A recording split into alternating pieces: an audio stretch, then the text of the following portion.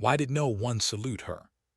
She stood at the checkpoint, sunlight spilling across her white blouse, her ID in hand, and two young soldiers too distracted by their coffee to notice who they were ignoring. The base stretched beyond the chain-link fence like a forgotten city, faded paint, cigarette butts by the door, a wrinkled flag barely stirred in the morning wind. To anyone else, it was an ordinary Tuesday. To her, it was a test, one the base didn't even know it was taking. Zara Martinez exhaled slowly. Washington, D.C. was 3 time zones and a lifetime behind her. 6 months of briefings, of whispered doubts about whether she was the right kind of commander for a unit this broken. But the orders were clear. Fort Henderson was hers now. Its reputation, low morale, eroded discipline, headlines nobody wanted would be her responsibility. She approached the window. No salute, no attention. Just a casual glance and a half-mumbled question. "Can I help you, ma'am?" Private Johnson didn't look up. His uniform was wrinkled, hair too long, a stain just above his name patch. The older guard beside him, Sergeant Williams, nodded absently while scrolling through a clipboard, still chewing on his breakfast sandwich. It was almost absurd. 2 soldiers at a U.S. Army gate, blind to the woman about to command 5,000 of their people. Zara's voice stayed calm, professional. "Identification and transfer orders," she said, sliding the folder forward. The younger one frowned, flipping pages like they were junk mail. "Says here you're a colonel. Where's your uniform, ma'am?" "Not required for travel. It's in my luggage." He hesitated. "I'll need to confirm this with my superior." Williams finally looked up, skeptical. "Let me see that," he said, taking the papers. He studied her ID, then her civilian clothes, jeans, a white blouse, a leather bag. To him, she looked more like a teacher than a commanding officer. Zara waited. She'd been underestimated before.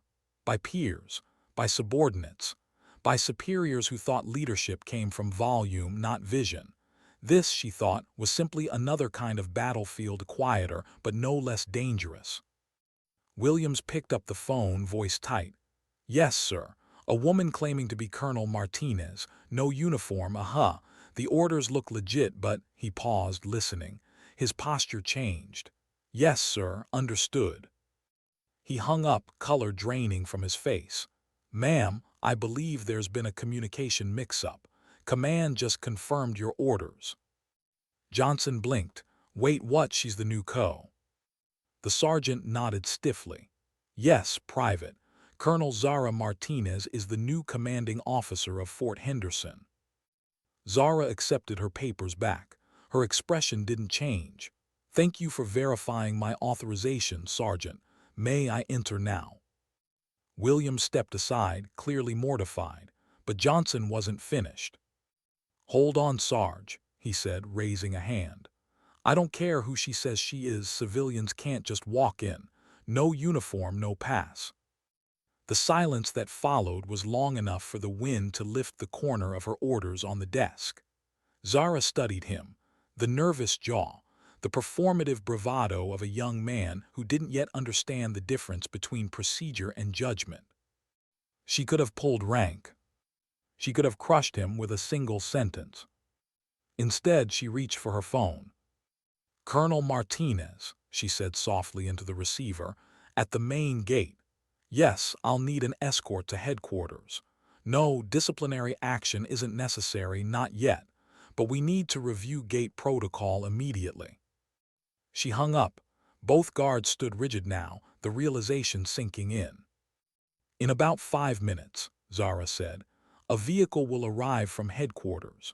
When it does, you'll see several senior officers who are very interested in how this conversation began. You have 5 minutes to decide whether this becomes a lesson or a career mistake." Private Johnson swallowed. "Ma'am, we were just following." "What you didn't know," Zara interrupted gently, "is that respect for the chain of command matters more than blind adherence to a checklist. When your sergeant received confirmation from headquarters, that should have ended the discussion. Isn't that right? Johnson's face flushed. Yes, ma'am. Then use this moment to remember, we don't judge authority by appearance. We recognize it by competence. The sound of an approaching engine broke the silence. A black sedan rolled up to the gate, flags fluttering on its hood. Inside sat 3 officers, a major, a colonel, and the base's sergeant major. Williams looked as if he wanted the earth to swallow him whole. Johnson's earlier confidence evaporated. Major Harrison stepped out first, his salute sharp, expression mortified. Colonel Martinez, ma'am, on behalf of Fort Henderson, I apologize for this unacceptable welcome. Zara returned the salute with calm precision. Thank you, Major. I think we've all learned something this morning. Behind him, Colonel Richards, her deputy, scanned the booth. Cigarette butts, empty cups, clutter. It told him everything. He turned to the guards, voice measured but cold. Private Johnson, Sergeant Williams, would either of you like to explain how you managed to deny entry to your commanding officer? Williams started. Sir, we were following. Enough. The sergeant major's voice cut through the air, rough and commanding. You ignored a verified chain of command because you didn't like what you saw. That's not procedure. That's arrogance. Zara raised a hand. Gentlemen, she said, let's not make examples before we understand the cause. They hesitated. She continued. This isn't about 2 soldiers. It's about what allowed this to happen: communication failures, lack of standards, absence of accountability. Fixing that begins with leadership, not punishment.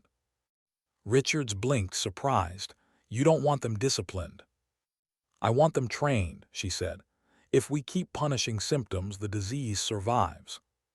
For a moment, none of the men spoke. Her words hung there, not loud but steady, like the low hum of something unstoppable. The drive through Fort Henderson was a slow revelation. Through tinted glass, Zara saw soldiers walking with hands in pockets, vehicles left unwashed, flags drooping against their poles. Every corner whispered neglect. She thought of the file she'd studied for months: rising disciplinary reports, below-average readiness, increasing resignations. On paper, it was data. In person, it was something worse: apathy. Richards gestured toward the motor pool. We've been short-staffed. Maintenance delays. I see that, Zara murmured. She noticed the oil stains on the pavement, the half-deflated tires on parked transports. When was your last operational inspection? 8 months, ma'am, Major Harrison admitted. We've been managing crises. Crisis management. The phrase she'd heard too many times in her career. It was always the same story: leaders reacting instead of leading, systems patching leaks instead of fixing the pipes. When they reached headquarters, even the front steps told a story: cracked concrete, a faded sign, inside dust on the flagstand. Her office was functional but tired. Like the base, it needed someone to care. Major Harrison, she said quietly, assemble all department heads tomorrow at 800. I want an honest readiness report, no filters. And this afternoon, I'll meet with every senior NCO on base. Yes, ma'am. She turned to the sergeant major. You'll personally oversee retraining for gate personnel. Build a program that teaches not only procedure but judgment. Understood, ma'am. When they left, Zara stayed by the window for a moment. Outside, the flag swayed lazily against the pole. Leadership, she thought, wasn't about fixing people. It was about teaching them to fix themselves. The first day passed in silence, but word spread fast. By sundown, everyone knew about the colonel who'd been denied entry to her own base. Some laughed, some felt embarrassed, others were curious. In the barracks, soldiers whispered. She didn't yell. She didn't even file charges. No, she hadn't. She'd simply looked at them, the kind of look that made people straighten their collars and question who they'd become. That night, Zara reviewed the personnel files again. Names, numbers, evaluations. Behind each, a story, a reason why standards had slipped. She underlined 3 words in her notebook: discipline equals care. Because in every unit she'd commanded, she'd learned that soldiers don't stop caring overnight. They stop when no one notices that they've stopped.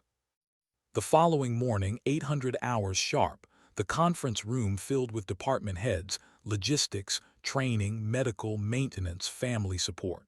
Some avoided eye contact. Others braced for the storm. Zara didn't raise her voice. She didn't need to. "This base," she began, "doesn't have a discipline problem. It has a leadership problem." The room fell still. When the chain of command breaks, discipline dies quietly. You don't notice it until it's gone, until 2 guards at a gate forget what a salute means. She let that hang. Then softer, "We can fix this, but it starts with truth. No reports polished for inspection. No excuses. I need honesty." Major Harrison cleared his throat. "Ma'am," the previous commander. "I've read his reports. I want yours." One by one they spoke. Equipment shortages, miscommunication, overworked NCOs, families struggling. It wasn't malice, it was fatigue. Years of patchwork leadership had hollowed the base out from within. When they finished, Zara nodded. "Thank you. We'll address each issue systematically. But before anything else, pride must return here." They looked confused. "Pride, ma'am." "Yes," she said simply. "You can't fight for something you don't respect." That night, as she walked past the now quiet gate, Private Johnson stood on duty again, shoulders squared, posture stiff. He saw her coming and immediately snapped to attention. "Evening, ma'am." "Evening, Private," she replied. "How's the shift?" "Better, ma'am. Everything's cleaner." She smiled faintly. "Good, keep it that way." As she passed through, the flag above them caught the last light of sunset, edges glowing gold. For the first time that day, she allowed herself to feel something other than focus: hope. Maybe the gate had been the perfect place to start. Because leadership doesn't begin at the top of a tower. It begins at the door with the people who open it. And sometimes, it begins with someone saying, "Ma'am, you can't come in."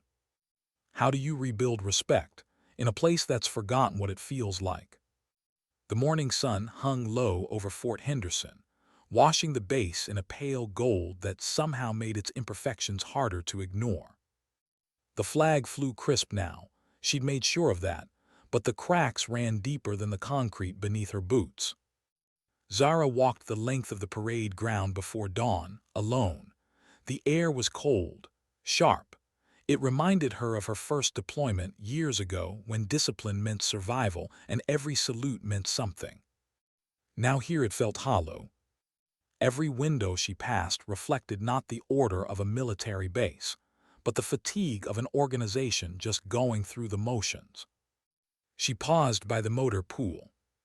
3 trucks sat idle, 2 with tires half flat.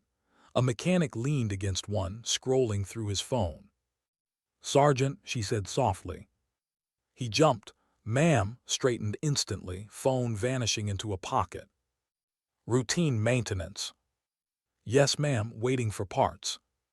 "How long have you been waiting?" He hesitated. 4 weeks.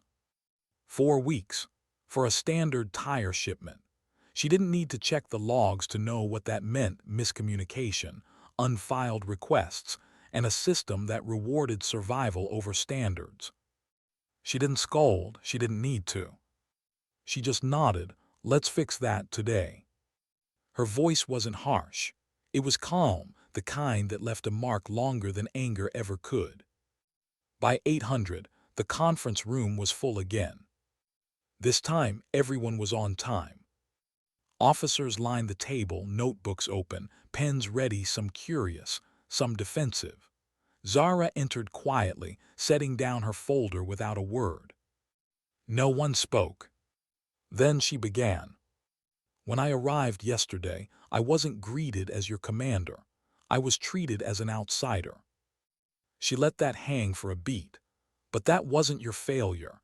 That was mine now, because leadership means owning what's broken." Major Harrison shifted uneasily. Ma'am, the circumstances. I know, Major, her tone softened. That's why we start here with clarity. She looked around the table.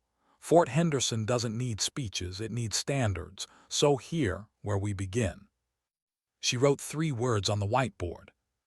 Communication, standard, responsibility. 3 pillars, she said. Without them, we're just reacting. And reaction isn't leadership, it's surrender. The words echoed in the sterile room, slow and deliberate, the kind meant to be replayed later over a soft underscore. After the briefing, Zara met with Sergeant Major Thompson. He was seasoned, 25 years in service, voice like gravel, eyes that missed nothing. He'd seen bases rise and fall, and he was studying her now, the way soldiers study weather, trying to read the signs before the storm. Ma'am, he said finally, some of the old-timers won't like change. Zara smiled faintly. Change doesn't ask permission, Sergeant Major, it just arrives. He grunted, half in respect, half in worry. They've been running on autopilot for too long. You'll have resistance. I expect it, she replied. What I don't expect is silence. I want honesty, even if it's uncomfortable. That earned a slow nod. Yes, ma'am, you'll have mine. Her inspection rounds began mid-morning. The training fields were half empty. The drill instructors looked tired, routines short and mechanical. She stopped beside a formation where young recruits stood waiting for orders. Who's in charge here? She asked. A corporal jogged over, nervous. Corporal Dean, ma'am. Why aren't they drilling? Waiting for a schedule update, ma'am. Command didn't post it. Zara studied the group, standing idle, shifting weight from one foot to another. Not lazy, just directionless. A symptom, not a cause. She looked back at Dean. From now on, you don't wait. If there's no schedule, you make one. Leadership isn't about permission, it's about initiative. Clear. Yes, ma'am. Her tone wasn't anger. It was conviction, the kind that carries weight because it's earned, not forced. As she walked away, she heard the corporal bark new orders. The recruits snapped to attention. The echo of boots striking earth cut through the morning quiet. It wasn't much, but it was a beginning. By noon, Zara had toured the housing area, medical clinic, and mess hall. Each told a similar story, people doing their jobs without belief in what they were doing. In the clinic, a young nurse confided softly, "Ma'am, nobody stays long. They rotate out as soon as they can. Including you." The nurse hesitated, then nodded. "Yes, ma'am, I just don't feel seen here." Zara didn't respond right away. She just looked at her, really looked at her before saying quietly, "You are now." Later that day, the senior staff assembled for an after-action debrief. Zara didn't sit behind her desk. She stood by the window, the sunlight cutting across her face, her reflection superimposed against the distant movement of soldiers below. "This base isn't failing because of laziness," she began. "It's failing because people stopped believing their work mattered. Somewhere along the way, standards became optional. And when standards die, pride dies with them." Silence. Then Colonel Richard spoke carefully. "Ma'am, morale has been complicated since the last coup. He was disconnected," she finished for him. "I've read the reports. He managed numbers, not people." She turned from the window. "We won't do that here." Her words came out measured, deliberate. "From this day forward, you will know your people, not their statistics, not their performance graphs, their names, their families, their reasons for being here." Harrison leaned forward.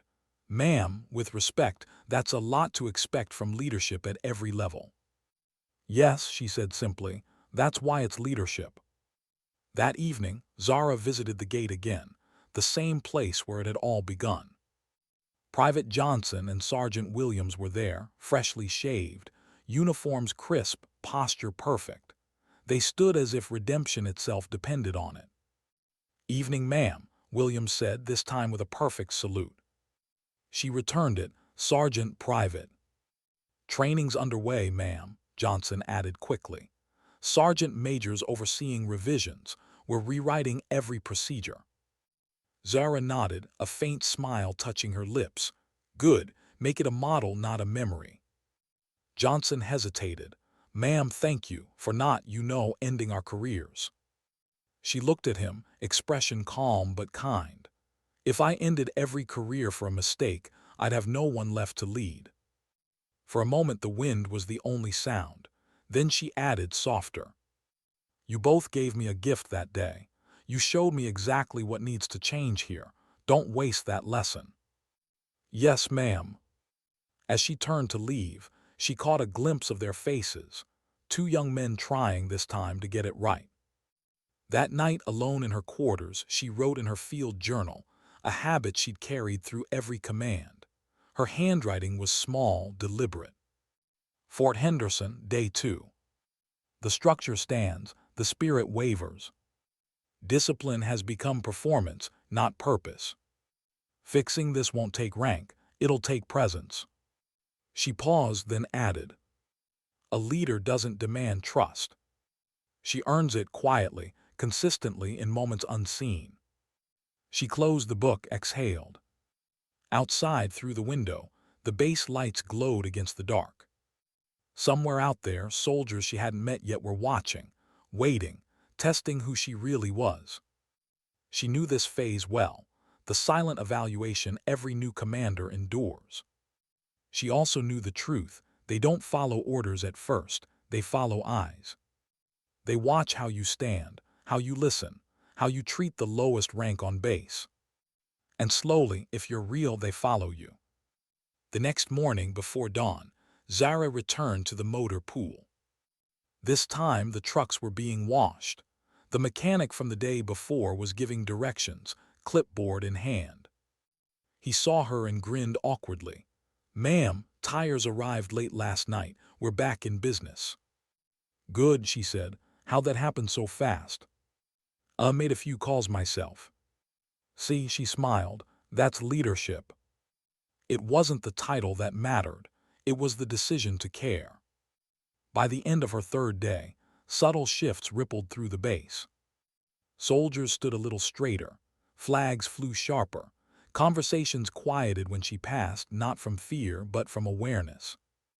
The kind of awareness that comes when someone, finally, starts holding up a mirror.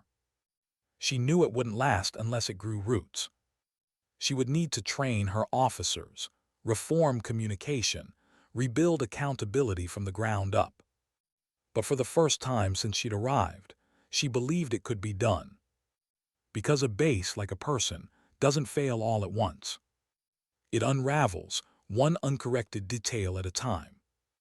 And sometimes, the cure begins with the smallest act of attention. As she locked her office that night, Zara whispered to herself, almost a prayer. Respect doesn't return in parades. It returns in silence, one salute at a time. Why did the smiles feel rehearsed? Every officer she passed greeted her now, salutes sharp, uniforms pressed, yet beneath the polish she felt it, the quiet pushback of people protecting old habits. Fort Henderson looked cleaner, yes, but order without conviction was just choreography. Zara knew the pattern. First came compliance. Then came resentment. And resentment was the real battlefield. The morning briefing began on time, but the energy in the room was brittle. Major Harrison presented logistics updates in a voice too controlled, too careful. Across the table, Colonel Richards avoided her eyes. Ma'am, Harrison said, we've implemented the revised gate procedures. Inspections are now daily. Good, she replied, and the motor pool. Up to standard for now. The words for now landed like static in the air. She closed the folder slowly. You sound unconvinced, Major. He hesitated. Ma'am, with respect, the pace of change is creating strain. People feel watched, not trusted. There it was, the first open challenge. Zara leaned back, voice low but clear. People should feel accountable. There's a difference. Richards finally looked up. Ma'am, accountability works both ways. They wonder who's holding you accountable.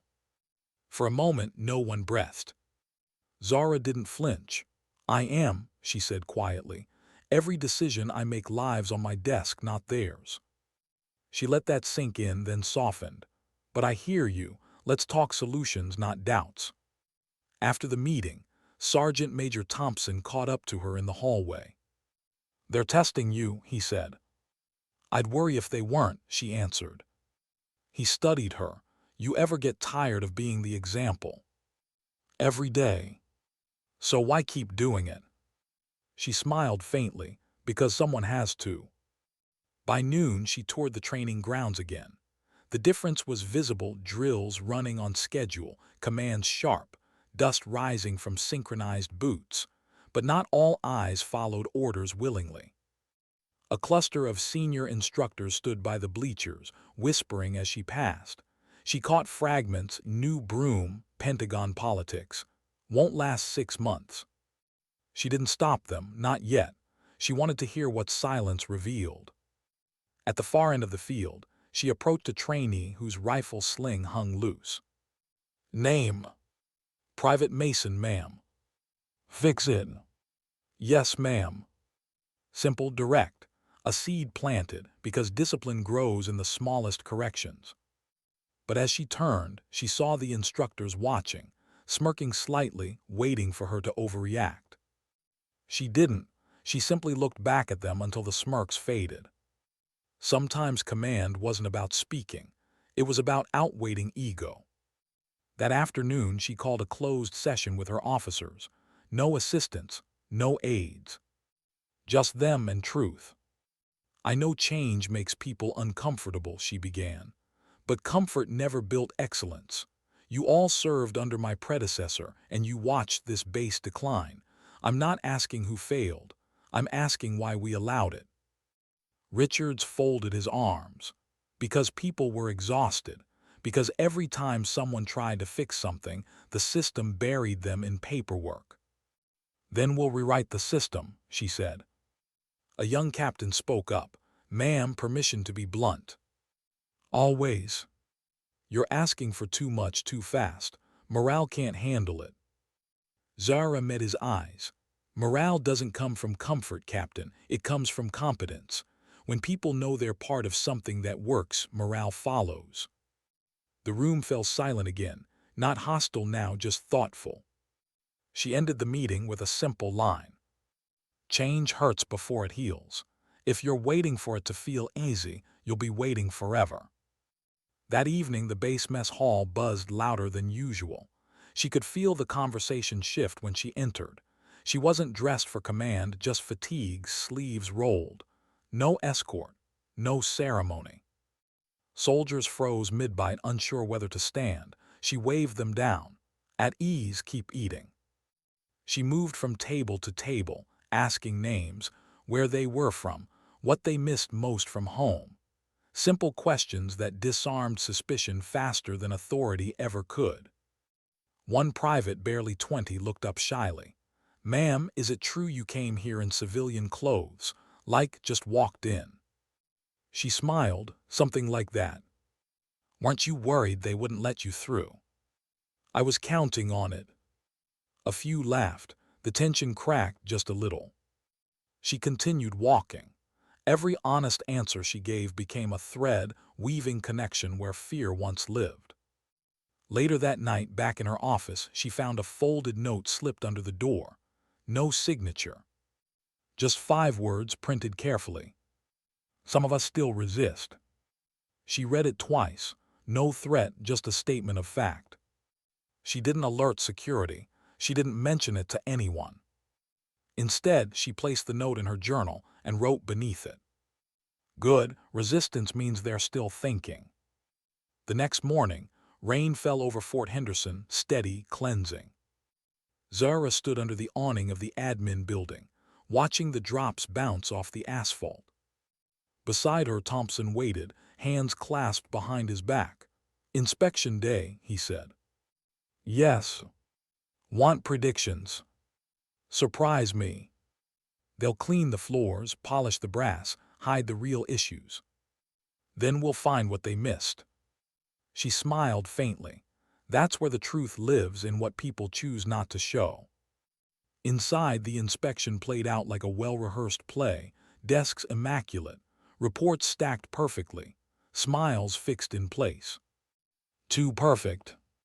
At the communications center, she noticed a logbook with identical handwriting on every page. "Who maintains this?" she asked. A lieutenant stepped forward. "We rotate, ma'am."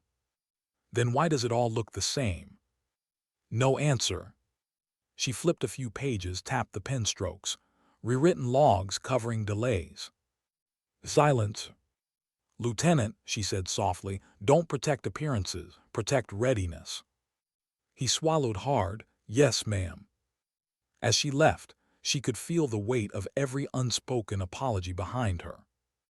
That afternoon, a storm rolled in thunder, low and constant, echoing across the base. She stood by the window again, lightning flashing over the training fields, rain cutting lines across the glass. Thompson entered quietly. "They're starting to see it," he said. "See what?" "That you mean it." She turned toward him. "Meaning isn't enough. They need to believe it works." He hesitated. "And if they do?" "Then I'll show them until they do." Days passed. Then came the rumor. It started small, whispers that headquarters planned to replace her, that her reform style was making waves in Washington. By the end of the week, the rumor had a name, a source, a supposed date. None of it verifiable, but enough to shake confidence. Richards approached her privately. "Ma'am, people are asking questions. They think the Pentagon might pull you out." "Let them ask," she said. "Rumors reveal who still needs reassurance." "Should we issue a statement?" She shook her head. "No, we'll answer with results." That evening, she sat on the steps outside headquarters, rainwater dripping from the eaves. For the first time since arriving, fatigue hit her like weight she could no longer set down. In her journal, she wrote, "Leadership isn't loud. It's lonely. The higher the rank, the quieter the truth becomes." She closed the notebook and looked out over the base. Through the fading light, she saw Private Johnson on gate duty again, standing firm despite the rain. His posture was unshakable, a mirror of the standard she'd set. And she realized something. Change doesn't announce itself. It shows up in posture, in tone, in the way people stand when no one's watching. The next morning, she gathered the entire officer corps on the parade ground, rain still falling, uniforms dark with water. No speeches, just presence. "Look around," she said, voice carrying over the drizzle. "This weather doesn't care about our comfort, neither does excellence." She let the silence breathe. Then softer, "You all think leadership is about giving orders. It's not. It's about giving meaning, and meaning doesn't survive in comfort." She raised her chin slightly. "So, if you're tired of being uncomfortable, good. That means you're finally awake." The rain fell harder. No one moved. And somewhere within that stillness, something shifted, a quiet respect born not from fear, but from understanding. That night, Thompson found her in the office again, still awake, reviewing reports. "Ma'am," he said, "you've won them over." She shook her head. "Not yet. They're following the rules. I need them to follow the purpose." He smiled faintly. "You ever let yourself rest?" She glanced at the clock. "After the mission." He laughed softly. "Always the mission." Later, alone again, Zara looked at her reflection in the dark window, the faint outline of a soldier who'd built her life on control, now surrounded by people learning to rediscover theirs. She whispered to herself, almost inaudible over the thunder, "Change doesn't start with rebellion. It starts with reflection." And as the lightning flashed one last time over Fort Henderson, she finally saw it, not perfection, not obedience, but motion.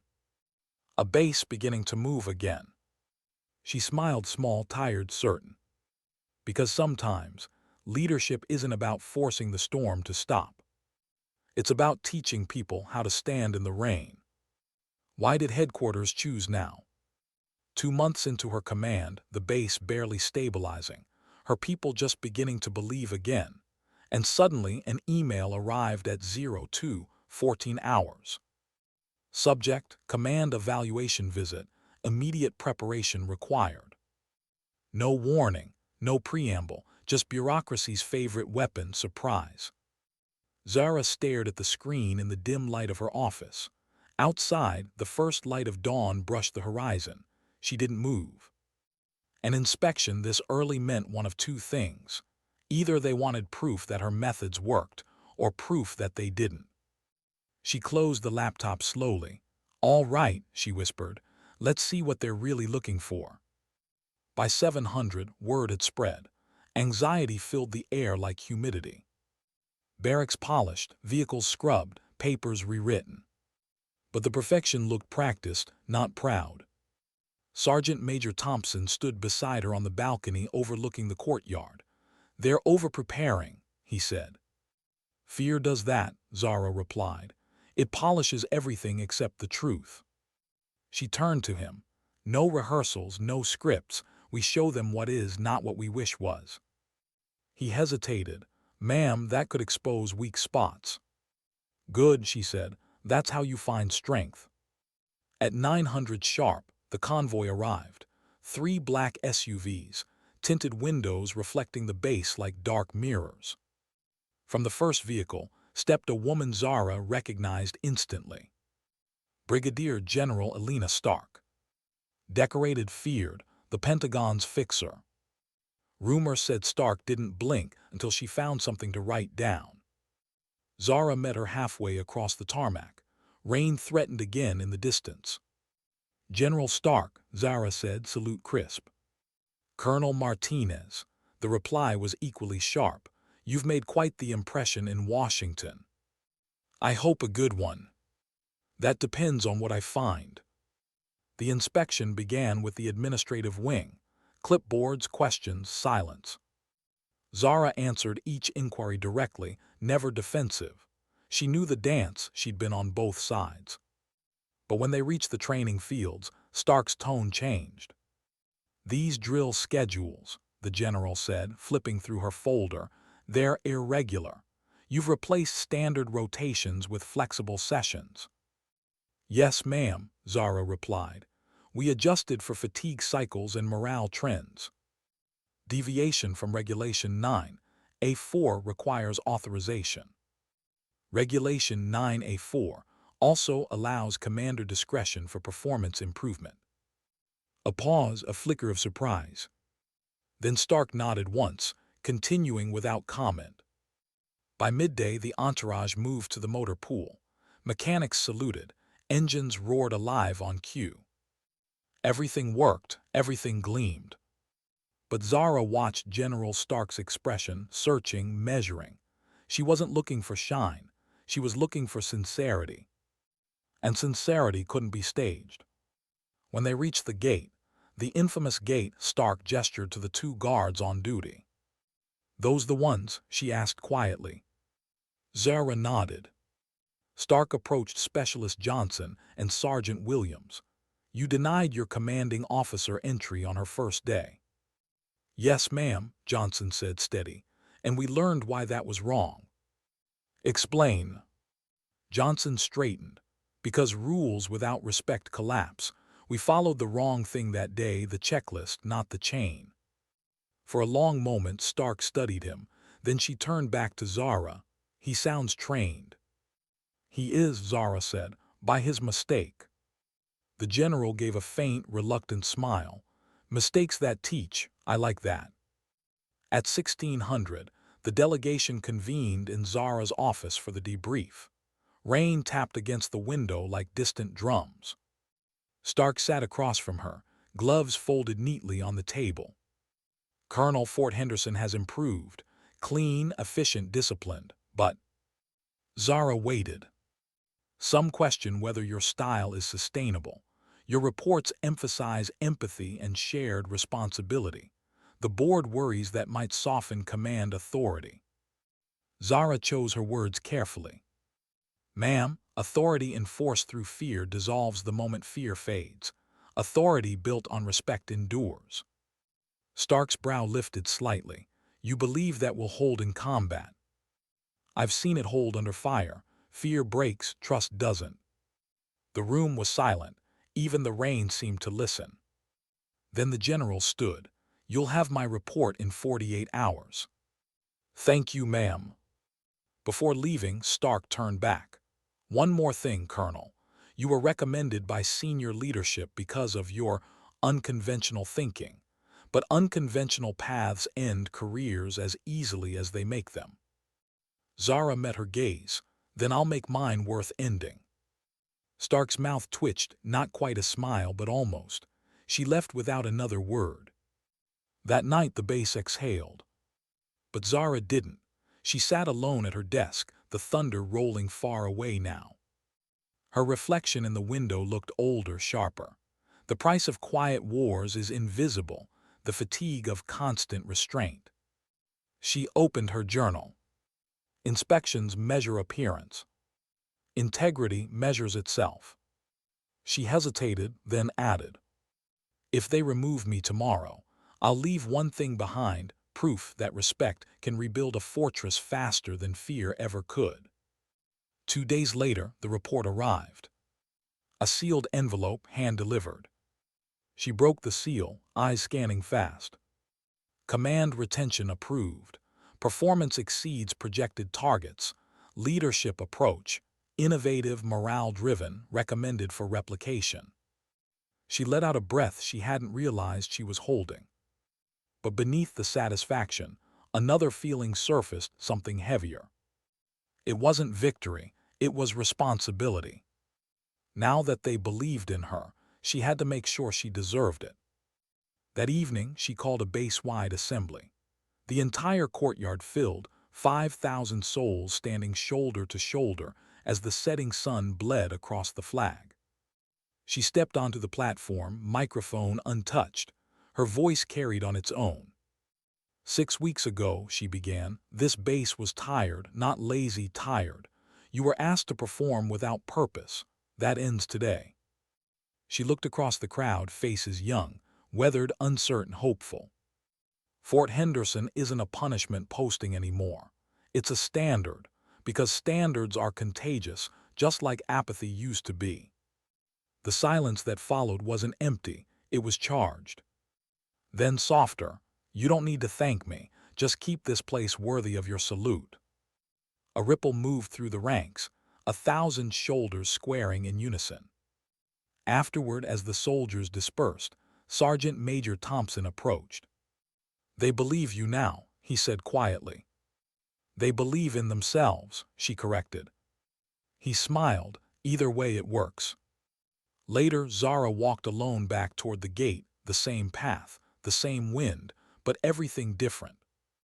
The guard tower lights blinked on one by one, casting long lines of gold across the pavement. Specialist Johnson stood at his post again, raincoat buttoned, posture unbreakable. She stopped beside him. How's the shift? Quiet, ma'am, feels steady. Good, keep it that way. He hesitated. Ma'am, permission to ask something. Go ahead. Why didn't you just replace us? It would have been easier. Zara looked at him, the faint hum of the storm filling the silence. Because easy doesn't teach, and I'm not here to replace people. I'm here to remind them what they can be. He nodded, eyes shining under the tower light. Yes, ma'am. Back in her quarters, she removed her jacket and sat on the edge of the bed. Outside, thunder rumbled again, softer now, almost distant. For the first time since arriving, she allowed herself to close her eyes and feel it, the exhaustion, the pride, the fragile peace that follows survival. She thought of the young nurse who'd said, I don't feel seen here. Of the mechanic who'd made calls on his own. Of Johnson and Williams standing straight in the rain. This was what leadership really was, a mosaic of other people's awakenings. She whispered into the quiet room. The inspection is over. But the real test never ends. Her voice barely audible, almost carried away by the wind. Because command isn't about being followed. It's about being remembered. For how you made others stand taller. At dawn, the base came alive again. Engines started. Boots struck pavement. Orders rang crisp across the fields. Zara stepped outside, coffee in hand, watching the horizon glow amber over the barracks roofs. General Stark's convoy was gone. The reports would circulate through Washington. Somewhere in the Pentagon, her name would become a case study, the Martinez method. She smiled at the thought, not from ego, but from irony. Because if they'd really understood her method, they'd know it wasn't hers at all. It belonged to everyone who'd chosen to care again. She walked toward the flagpole as the first note of the morning bugle echoed. The flag rose, bright and precise against the sunrise. Zara saluted, alone still. Then whispered, "Sometimes success doesn't shout. It stands quietly and lets others speak with pride. When does success become dangerous?" 6 months had passed since the inspection. 6 months since a forgotten base became the model of excellence. And yet, as Colonel Zara Martinez watched the parade field from her office window, she felt the unease she couldn't name. Everything looked perfect now. Drills sharp, reports punctual, salutes crisp. But perfection was never natural. She'd seen it before, units that gleamed on the surface while pressure built beneath, invisible and quiet, waiting to crack. "Ma'am, new commendations from Central Command." Major Harrison set the folder on her desk. His tone carried something between pride and weariness. "Another one?" she asked. "Yes, ma'am. Fort Henderson just received the efficiency citation for Q2, and," he hesitated, "they want to feature us in Defense Today magazine." Zara exhaled slowly. "Good work, Major." But her voice didn't sound celebratory. It sounded cautious. He noticed, "Ma'am, this is good news." "It's attention," she corrected softly. "Good and bad travel in the same convoy." He smiled faintly, unsure. "You think Washington's going to meddle again?" "I think Washington never stopped watching." That afternoon, she met with Sergeant Major Thompson in the training yard. Recruits moved in precise rhythm, sweat shining under the sun. He joined her under the bleachers, coffee in hand. "They're sharp," he said. "Never seen this place hum like this." Zara nodded. "That's what worries me." He frowned. "You're hard to please, ma'am." "I'm not after perfection, Sergeant Major. I'm after honesty. And honest organizations don't look flawless, they look alive." He sipped his coffee, studying her. "Something bothering you?" "Command always bothers me." He chuckled. "No, something else." She hesitated. "I got a message from the Pentagon this morning. They want me to travel next week, leadership symposium. Present my model." "Your model?" "Apparently it has a name now. The Martinez method." Thompson grinned. "Could be worse. They could have called it the Henderson miracle." "Miracles fade," she said. "Methods get twisted." Her gaze drifted toward the recruits. "Every time success becomes a headline," she murmured, "someone in a suit starts asking how to copy it without earning it." The symposium was set in Washington, D.C., an ocean of marble and mirrors that reflected everything except humility. The hall buzzed with uniforms and polished shoes, brass shining under sterile light. Zara stood behind the podium, looking at the sea of officers before her, some curious, some skeptical, some simply waiting for her to fail. She began quietly. "When I arrived at Fort Henderson, it wasn't broken because of bad people. It was broken because of forgotten standards. We stopped seeing each other, and when people stop being seen, they stop caring." She paused, letting her words settle. "We fixed that by rebuilding trust, not fear, by demanding accountability, but also humanity. You can't command what you don't understand." Scattered nods across the room, but one man, Brigadier General Laird, leaned back with a faint smirk. When the applause ended, he spoke. "Colonel, commendable rhetoric, but empathy doesn't maintain readiness. Discipline does." "Empathy creates discipline," Zara replied, "not the other way around." A ripple of silence. Laird tilted his head. "Your base's metrics improved, but tell me, can your soldiers fight?" She met his stare, calm and unflinching. "Ask them." The moderator cut in, smiling too quickly. "Thank you, Colonel Martinez, for that passionate insight." The panel ended soon after. Applause polite, eyes calculating. Backstage, General Stark waited. "Brave words," she said. "Necessary ones," Zara replied. "You made allies today, and enemies." Zara smiled faintly. "Same ratio as usual." Stark's tone softened. "They'll want you back in Washington. Training command, maybe policy reform. I didn't fix Fort Henderson to abandon it." "Be careful, Colonel. The better you make a place, the faster they want to take it from you." When she returned to the base 3 days later, everything looked fine. But something had shifted. A memo waited on her desk, stamped urgent. "Effective immediately. Fort Henderson designated pilot site for command automation program. Implementation to commence within 30 days. Oversight, Brigadier General Laird." Zara reread it twice.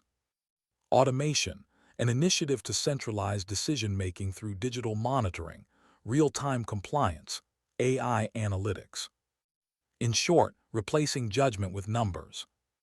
The very thing she'd fought against. In the next briefing, she laid the paper on the table. Her officers exchanged uneasy glances. "Ma'am," Harrison said carefully, "this came straight from headquarters. Can we even oppose it?" "We can question it," Zara said. Richards frowned. "That could look like insubordination. It could also look like leadership." Thompson leaned forward, voice low. "You think Laird's doing this on purpose?" "He's doing it to prove me wrong." That night she walked the perimeter, something she hadn't done in weeks. The base hummed quietly in the dark. Distant engines, boots on gravel, the rhythmic pulse of a living organism. She stopped near the gate again. Specialist Johnson was there, her first lesson, now her example. "Ma'am," he said, saluting, "you're out late." "Couldn't sleep." "Everything all right?" "Not sure yet." He hesitated, then added, "Permission to say something personal." "Go ahead." "I used to think orders were everything. That following them made you a good soldier. You showed me it's more than that." Zara smiled softly. "Then you learned faster than most generals." The next morning, she called General Stark. "Permission to speak freely, ma'am." "Always." "This automation directive, it undermines everything we've built." "I know," Stark said quietly, "but it's political. They want proof that command can be data-driven." "And if it fails?" "They'll say the base failed, not the program." Zara's jaw tightened. "Then we need to make sure it doesn't fail our people." Weeks passed. The new system arrived, sleek terminals, monitoring dashboards, automatic alerts for every deviation. Efficiency metrics skyrocketed. Reports filed themselves. Every movement logged, every absence flagged. On paper, it was flawless. In reality, it began to suffocate. One night, a sergeant forgot to check out a vehicle before a medical emergency. The system logged it as a violation. He was reprimanded automatically, no hearing, no context. Zara overturned it. But the software overrode her. Her authority, digitized, audited, diminished.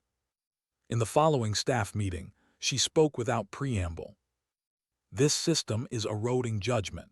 Soldiers are second-guessing compassion because they're afraid of penalties. That isn't order, it's fear in uniform." Richards shifted uncomfortably. "Ma'am, the numbers are improving." "Numbers can lie," she said. "Morale can't." She looked at each of them. "I need your honesty. Is this helping or just hiding?"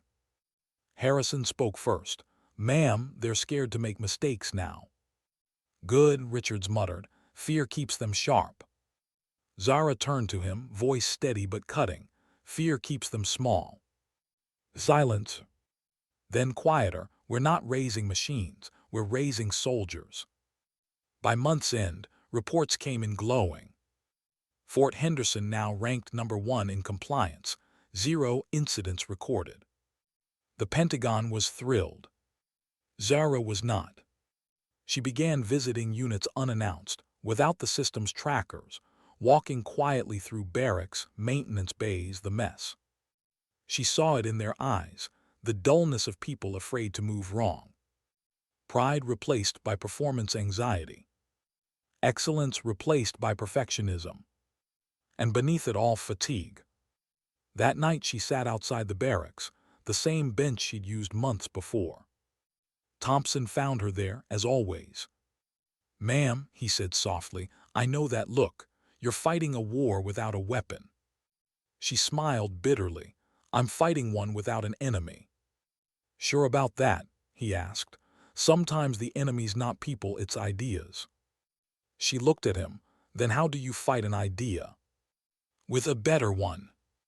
The next morning, Zara sent a report directly to General Stark. It wasn't political, it was raw. Automated systems can measure obedience but not purpose. They count salutes, not sincerity. We're losing humanity in the pursuit of precision. She attached data, morale survey, resignations, counseling requests. The numbers told their own story now. Hours later, a single-line reply came back. "Understood, keep documenting, quietly." That one word, quietly, told her everything. Stark couldn't protect her yet. Politics had to run its course. By the second month, cracks appeared. A training error caused a live fire drill delay. The system flagged it as inefficiency. Zara intervened, this time directly. She stood in front of her formation, rain pouring again, her voice cutting through the storm. "Do not fear this machine," she said. "It cannot lead you. It cannot know you. It cannot see the cost of what we do." She let the rain hit her face, her uniform darkening. "When they ask for numbers, give them results. When they ask for proof, show them pride. And when they ask why we still stand tall, tell them, because no algorithm can command a heartbeat." That night she knew her words would spread, maybe even reach Washington. But she didn't care. Leadership wasn't compliance, it was conviction. And conviction always came with a cost. In her journal she wrote, "The base obeys faster now, but breathes slower. Order without soul is another form of decay." She closed the book, looked toward the gate where it all began, and whispered, "I fixed the cracks. Now I have to protect the foundation." And as the storm rolled in again, thunder shaking the glass, she smiled, a weary, knowing smile. Because the real battle wasn't between her and the system anymore. It was between what the military could measure and what only a human heart could understand. When does obedience become betrayal? That question lived in Zara's head for days, whispering through briefings, drills, even in her sleep. Fort Henderson looked perfect again. But it didn't feel alive. Every salute was crisp, every report on time. And yet, something essential had gone missing. She could sense it in the silence, that hollow quiet where laughter used to live. At dawn, she walked through the barracks unannounced. The hallways smelled of polish and disinfectant. Every bed tucked sharp, boots lined exact. Textbook discipline. But no music, no conversation, no warmth. A corporal spotted her and stiffened instantly. "Ma'am." "At ease," Zara said softly. "How's morale?" He hesitated. "Excellent, ma'am." She looked at him longer than he was comfortable with. "That wasn't my question. That was your answer." He blinked, confused. She smiled faintly. "Carry on." By midday, the automated command evaluation terminal, the system that now monitored everything, had flagged her for a deviation. Subject, command performance irregularity. Manual override frequency exceeds acceptable limit. She read it twice, almost amused.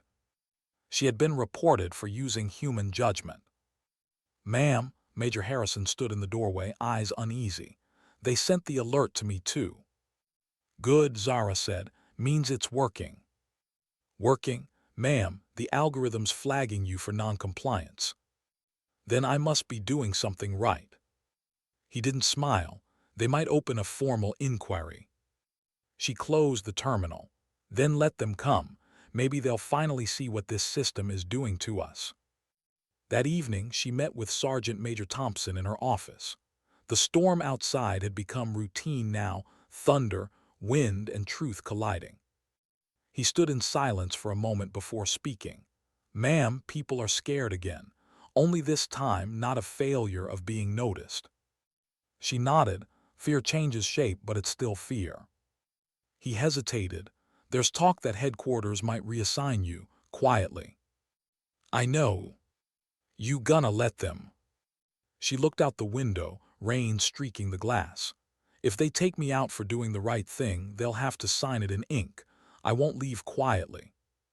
The next morning, the order arrived. A coded memo, brief and bloodless. Subject, command review hearing. Washington, D.C. presence required. 3 days from receipt. No explanation, no accusations. Just procedure, the most dangerous kind of weapon. She read it without expression. Then calmly, she called Major Harrison. "Prepare my travel files," she said. "You're in charge while I'm gone." "Yes, ma'am." She paused. "And Harrison, don't change anything. Not one procedure, not one rule. We lead as if someone's always watching because they are." Before leaving, she visited the gate again, the place where it had all begun. Specialist Johnson stood there, shoulders squared, rain dripping from the brim of his cap. He saluted perfectly. "Ma'am." "Specialist," she said, "I'll be gone a few days." "Yes, ma'am." "Keep the standard." He nodded, then hesitated. "Ma'am, if they try to replace you, we'll know." Zara smiled gently. "Then don't fight for me, fight for what we built." The plane ride to Washington was quiet. Through the small window, the clouds looked heavy and endless, like the weight she carried.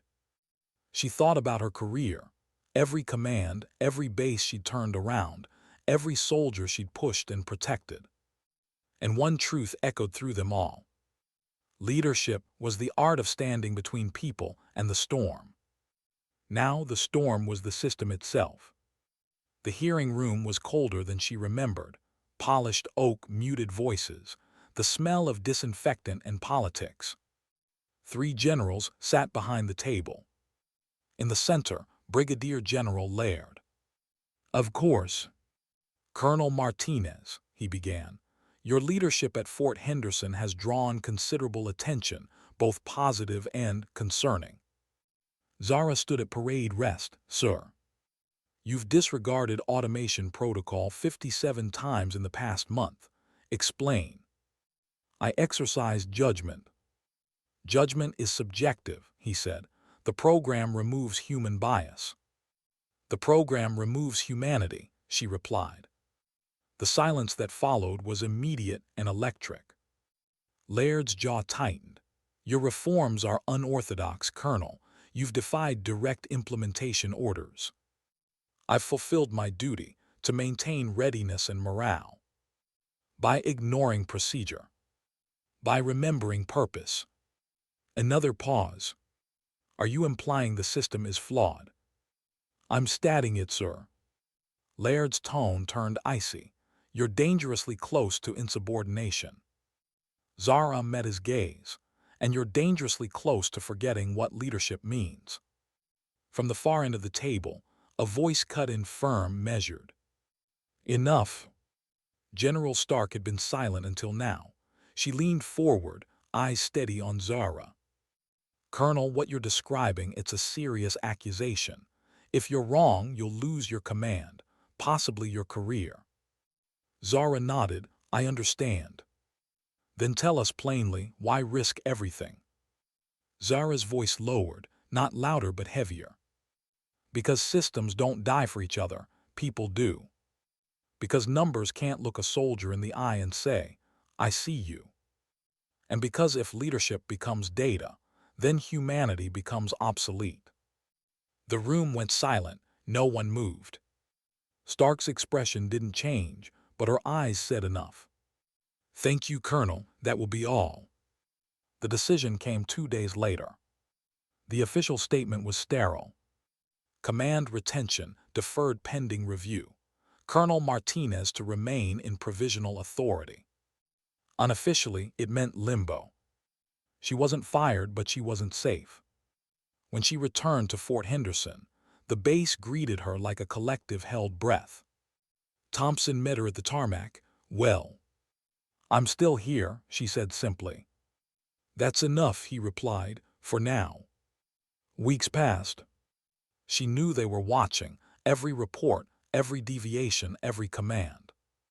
But she also knew something else. The system had started to fail itself. Machines misfiled entries, sensors gave false alerts. And when no one trusted their own judgment, confusion multiplied. One night, a training alarm triggered by error caused chaos. Lights, sirens, soldiers scrambling half-dressed to muster points. The system had logged a phantom breach. Zara arrived on site before anyone from operations did. She cut the siren manually, standing before hundreds of confused soldiers under the harsh floodlights. Listen to me, she called out. This was a malfunction, not a failure. Don't wait for clearance. Use your eyes, use your instincts, use your training. The noise faded, soldiers steadied. And for the first time in weeks, she saw something return to their faces: agency. When the ops team arrived minutes later, breathless and panicked, they found order already restored. Zara turned to them calmly. The system failed, people didn't, remember that. The next morning she filed her own report, detailed, factual, undeniable. Attached at the end was a single paragraph. No machine can outthink human courage. Systems designed to remove error will always remove initiative with it. If the military replaces trust with code, it will win every metric and lose its soul. She knew that sending it might end her career. She sent it anyway. Days passed without response. Then one morning Stark called. Martinez, she said quietly, you made enemies again. I tend to do that. And allies, important ones. Zara frowned, meaning your report hit the secretary's desk before they could bury it. The automation rollout's been suspended. For a moment, Zara said nothing. Then softly, we keep Fort Henderson human. Yes, Stark said, you do for now.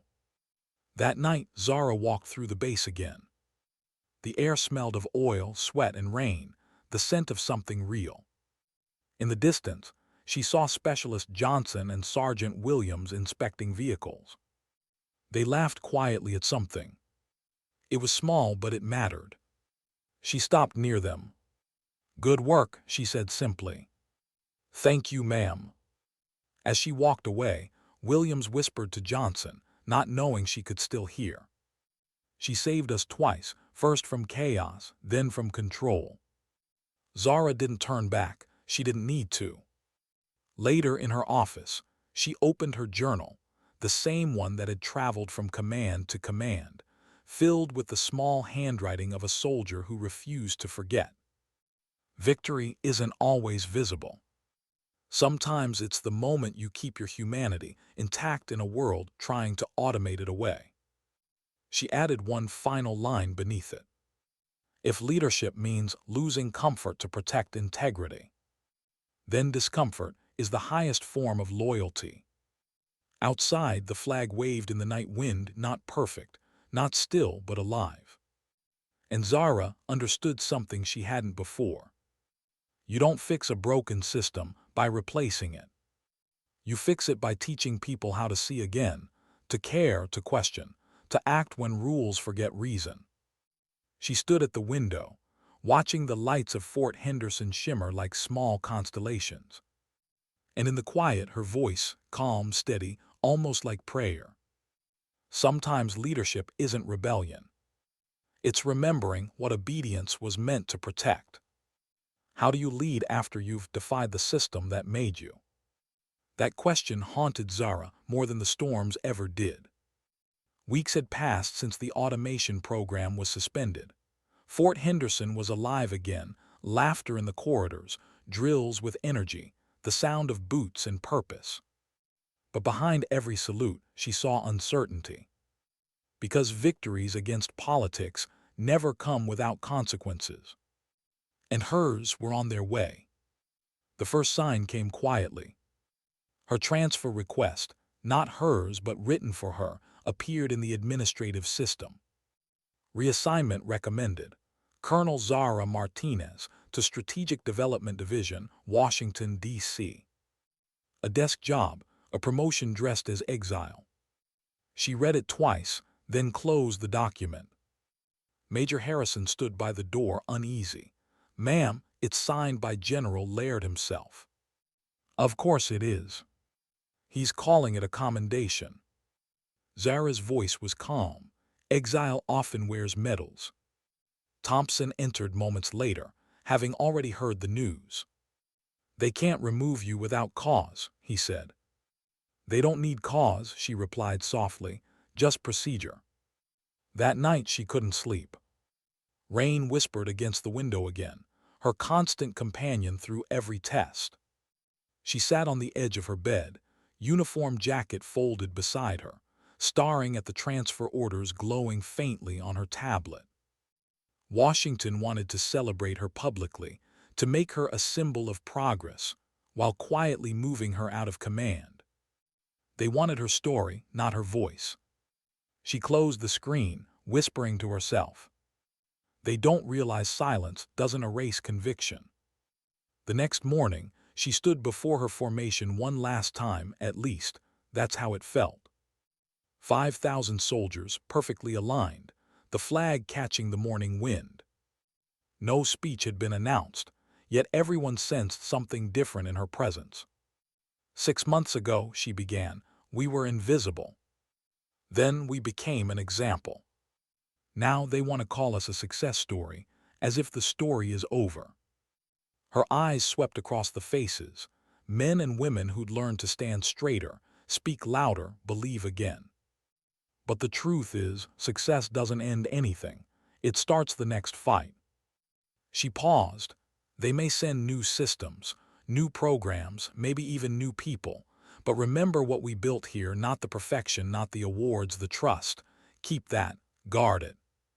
Her voice softened. You don't need me for that anymore. A hush fell. Even the flag seemed still. Then she saluted, sharply, and walked away, the sound of her boots echoing across the courtyard like punctuation. Back in her office, she found General Stark waiting unannounced, as always. "Washington's decision?" Zara asked. Stark nodded. "They're calling it a promotion." "Of course." A pause. "You could refuse," Stark said, "but it'll end your command path." Zara gave a faint smile. "I thought I ended that the moment I told them the truth." Stark stepped closer. "I read your report, every line. You're right, the system needed someone to say it, but you have to survive it too." "I didn't join to survive," Zara said quietly. "I joined to serve." Later that afternoon, she began clearing her office. One drawer at a time, one memory at a time. Each file, each note, each old photo of a soldier she'd helped or lost, pieces of years spent fighting quiet wars. Thompson entered halfway through, silent for a long while. "You really leaving, ma'am?" "They're giving me a new post." He exhaled. "They're giving you a cage." She smiled sadly. "Maybe, but cages don't last forever." He hesitated, then reached into his pocket. "The men made this." He handed her a small coin, not regulation issue. Engraved on one side, Fort Henderson. On the other, still human. Zara turned it over slowly. The metal was warm from his hand. "Tell them thank you," she whispered. "They wanted you to have it, ma'am. Said it's not for rank, it's for belief." 2 days later, she boarded the military transport to D.C. No ceremony, no farewell, just quiet respect from the soldiers who stood a little taller as she passed. Through the small window, she watched Fort Henderson fade below, the courtyard, the flag, the gate that had once refused her. And she thought, maybe that's the point of command. You build something you can walk away from and know it stands without you. Washington felt colder this time. Offices with silent, so heavy it pressed against the walls.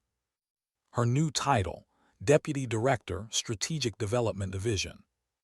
Her new mission, optimize leadership protocols using the Fort Henderson model. In other words, bureaucratize what had once been human.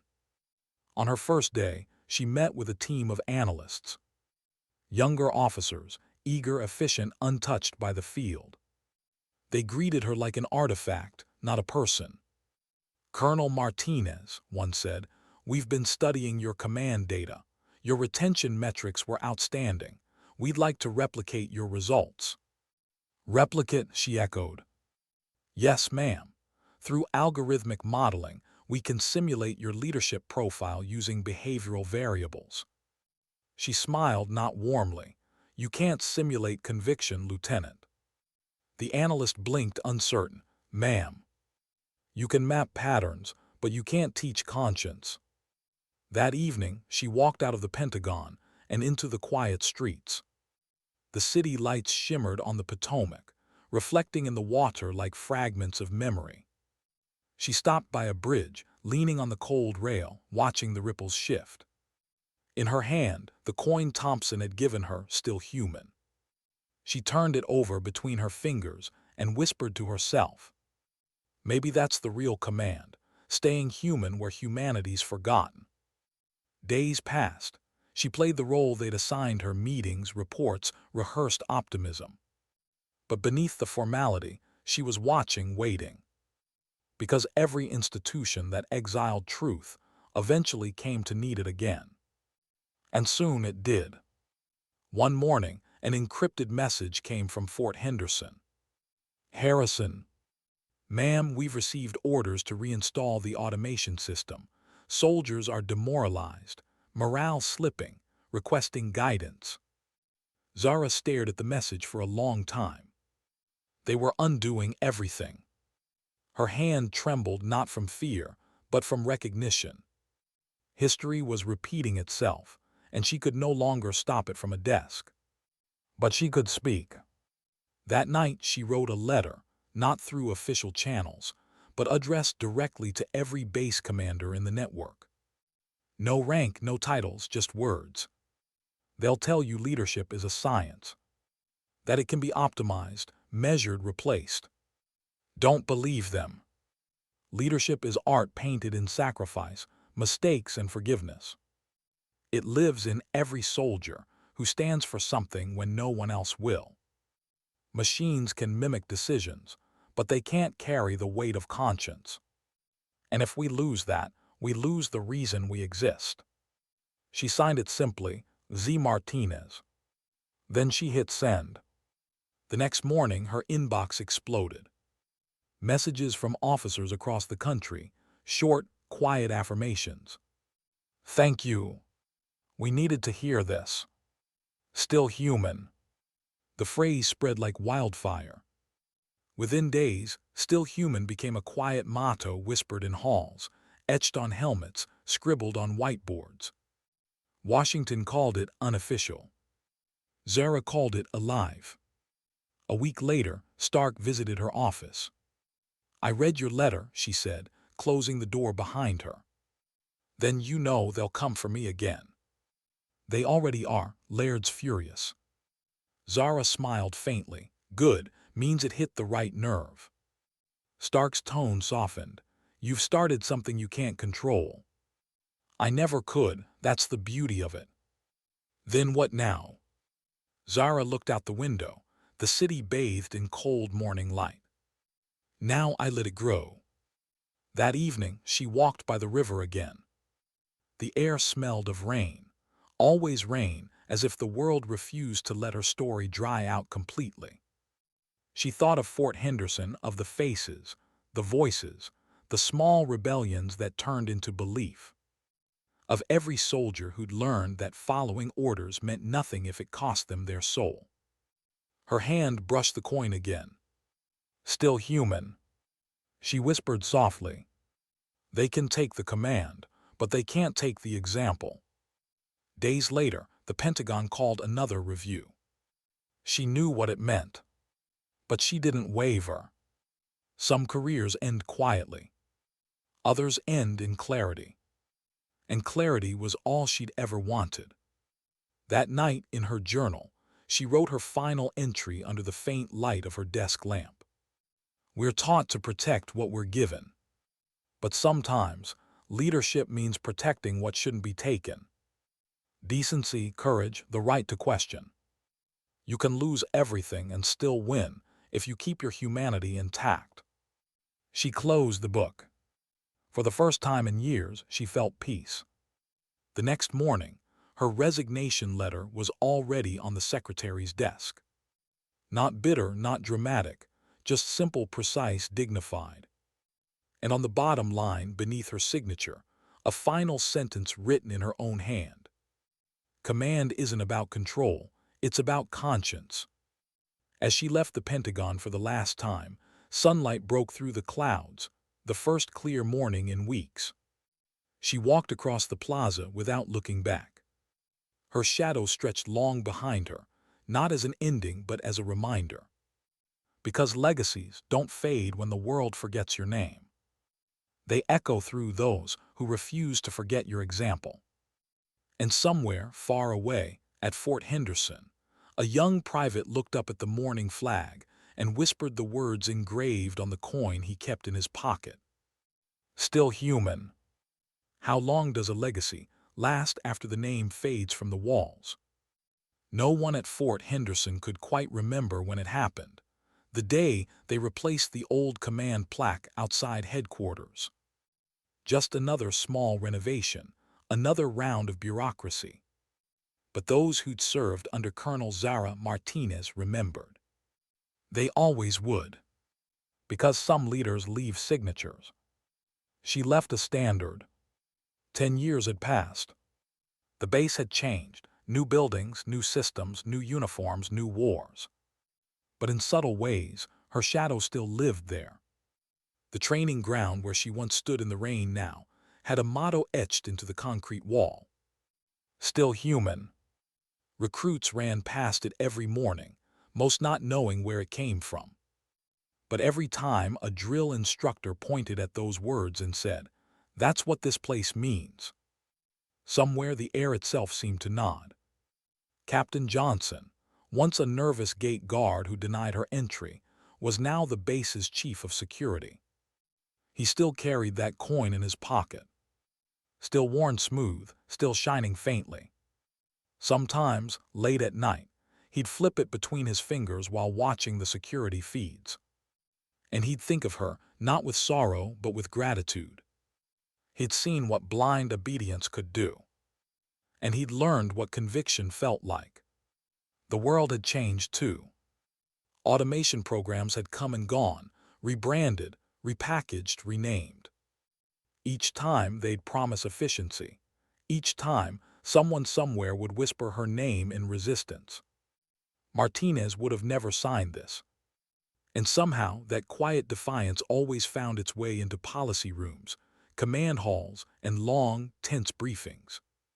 It became a compass, a silent question that commanders asked themselves before signing any order. Would this make us better or just easier to manage? That was her legacy. Not rules, not reforms. Conscience. Far from the base, on the outskirts of Santa Fe, a small farmhouse sat surrounded by dry fields and morning light. That's where she lived now. Retired, unofficial, uncelebrated. And at peace. Her days were simple: coffee at dawn, tending a small garden, helping local veterans find work or direction. She kept no medals on her walls, no reminders of rank. Only a single photograph, Fort Henderson, the morning after the rain, her soldiers standing together under a pale sunrise. Sometimes she'd glance at it and smile, not out of nostalgia but out of knowing. Because the greatest victories never make the news. They live quietly, inside people. One afternoon, a car approached her long dirt driveway, unfamiliar, official-looking. She watched from the porch as it stopped. A young officer stepped out, mid-20s maybe, uniform crisp but nerves visible. "Colonel Martinez," he said, voice careful. "Was," she replied, "just Zara now." He smiled shyly, extending an envelope. "Ma'am, I was asked to deliver this personally." She took it, nodding. "Who sent it?" "General Stark." That name made her still for a heartbeat. She hadn't heard it spoken aloud in years. The young man hesitated. She said you'd know why." Inside, the letter was handwritten, Stark's unmistakable steady script. "Zara, we never stopped needing what you taught us. You were right, systems forget what people remember. The phrase, 'still human,' is now official doctrine at the Leadership Academy. They say it reminds officers that compassion is not a weakness. They asked me to invite you to speak at the opening ceremony. I told them you'd probably refuse. Still, I'm asking anyway. We've both buried too many good people to let the next generation lead blind. They deserve to hear the truth from the only one who never stopped living it." Elena Stark. Zara read it twice, then folded it neatly and looked out over the fields, sunlight bending across the earth like slow forgiveness. She smiled faintly. "Still human," she whispered, "still trying." A week later, she found herself walking across the grounds of the academy, a place that felt both familiar and foreign. Cadets moved in formation, young voices carrying orders with the same nervous precision she once had. The stage was simple, a podium, a microphone, rows of new leaders, faces expectant. When she stepped up, the room fell into silence. Many didn't know her story, only the myth.